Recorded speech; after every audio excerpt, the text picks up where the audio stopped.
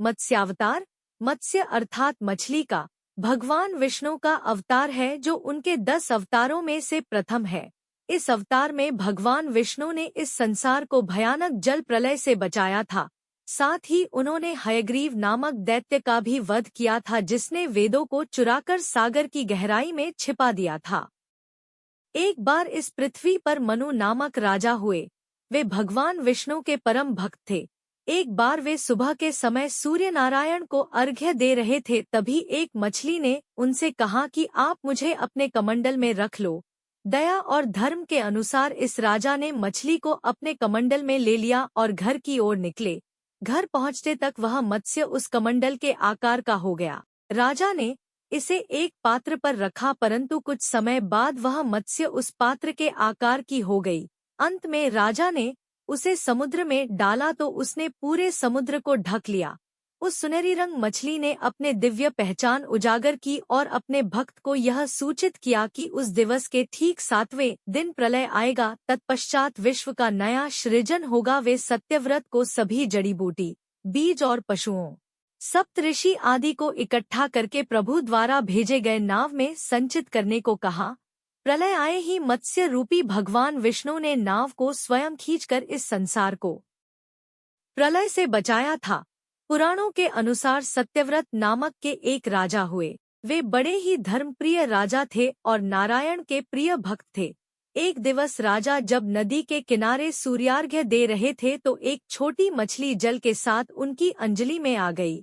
राजा ने उस मछली को नदी के जल में छोड़ना चाहा तो वह मछली बोल उठी कि ये राजन, मुझे नदी में मत फेंको, यदि आपने ऐसा किया तो जल में स्थित बड़ी मछलियां मुझे खा जाएंगी।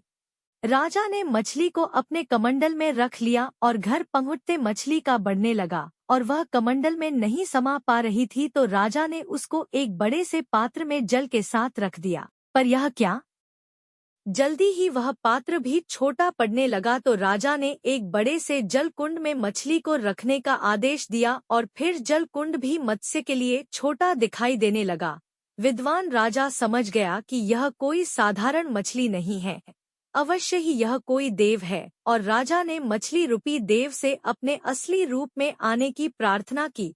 राजा की प्रार्थना पर नारायण प्रकट हुए और राजा से बोले कि हे राजन, आज से 7 दिन बाद पृथ्वी पर जल प्रलय होगी, संपूर्ण पृथ्वी जलमग्न हो जाएगी, तो आप एक बड़ी सी नाव का निर्माण कर सप्तऋषियों, तमाम तरह के बीजों, पशु पक्षियों के जोड़ों के साथ उस नाव में बैठ जाए। समय आने पर मैं बड़ी मछली बनकर आपकी नाव के निकट आऊंगी तो आप वासुकी नाग की रस्सी मेरे सींग पर डाल देना। मैं स्वयं आप और आपकी नाव को इस जल प्रलय से बाहर सुरक्षित स्थान तक ले जाऊंगा।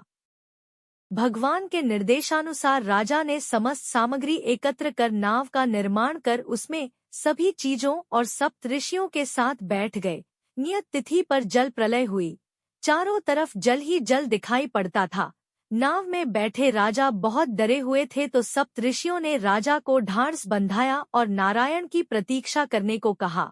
कुछ समय पश्चात एक बड़ी मछली नाव के इर्द गिर्द चक्कर लगाने लगी। इस मछली के मस्तक पर एक बड़ा सींग दृष्टिगोचर हो रहा था और राजा ने जैसे भगवान ने पहले ही निर्देश दिया था, वासुकी नाग की रस्सी बना इस सींग पर डाल दी। अब यह मछली नाव को अपार जल में इधर उधर घुमाती रही और राजा सत्यव्रत मनु मत्स्य रूपी नारायण से प्रश्न करते रहे और मत्स्य रूपी नारायण उनके इन प्रश्नों का उत्तर देते रहे।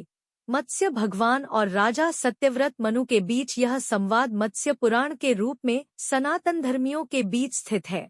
एक बार सृष्टि रचयिता ब्रह्मा जी ने वेदों का निर्माण किया। ब्रह्मदेव के निद्रामग्न होने के पश्चात हयग्रीवासुर नाम का एक दैत्य वेदों को चुराकर ले गया, जिससे संसार में पाप और अधर्म छा गया। ब्रह्मदेव ने ये बात भगवान विष्णु को बताई। उन्होंने हयग्रीवासुर का वध करने के लिए एक बड़ी मत्स्य का रूप ले लिया और समुद्र में जाकर हयग्रीव के पहरेदारों को मारकर उसके कारागार से वेदों को छुड़ा लिया और हयग्रीवासुर की सेना समेत हयग्रीवासुर को भी मार डाला और वेदों को अपने मुंह में रखकर समुद्र से बाहर आ गए और वेद वापस ब्रह्मा जी को सौंप दिए।